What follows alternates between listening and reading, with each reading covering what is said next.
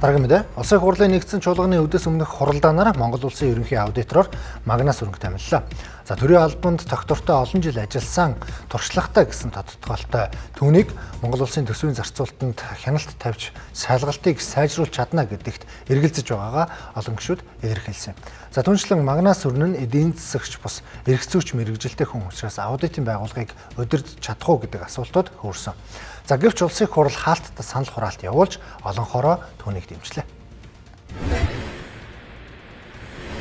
Засгийн газар шинэ удирдлага бол хараат тусаар ажиллах ёстой шүү. Тэр дундаа энэ сангийн яамнаас, сайдуудаас хувийн хвшлийн аудитуудыг ашиглах, тэднийг өргөнөөр дэмжих ажлыг судалж үзүүлсэй гэж танд хүсэж байгаа. Төсөв энэ бүх юм данхаасан байдлыг харахад бол аудитын хийх ажил бол маш их байна. Маш хатуу байр суурь барьж ажиллаарай.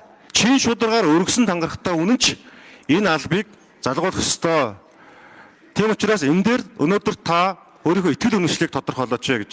Тангараг өргөдөг, мөн одоо ингэж хараат тусаар ажиллах ийм одоо үүрэгтэй болдог. Энэ үүргээ бол одоо нэр төртөө биелүүлэхийн төлөө бүх хүч чадлаа дайчилж ингэж ажиллана гэж амлаж байна. Улс төрийн сонгуульд нэр дэвших ч гэдэг юм уу, тийм одоо амбиц бодол байгаа юу? Энэ сонгуультай холбоотой асуудлаар бол тийм зүйл байхгүй гэж ингэж хариу хэлэх байна. Улсын ерөнхийлөгчд албан бичгээр За энэхүү эх 6 жилийн хугацаанд төсөлт байгууллага, төрийн өмчт компаниуд, улс төрийн намууд гээд ард түмний татвараар тэжээгдэж буй бүхэл субъектүүдийн төсөв санхүүгийн зарцуулалт үр ашигтай хуулийн дагуу байна уу гэдгийг хянан баталгаажуулах эрх Магнас өрнөх хүнээс хамаарахар болж байна.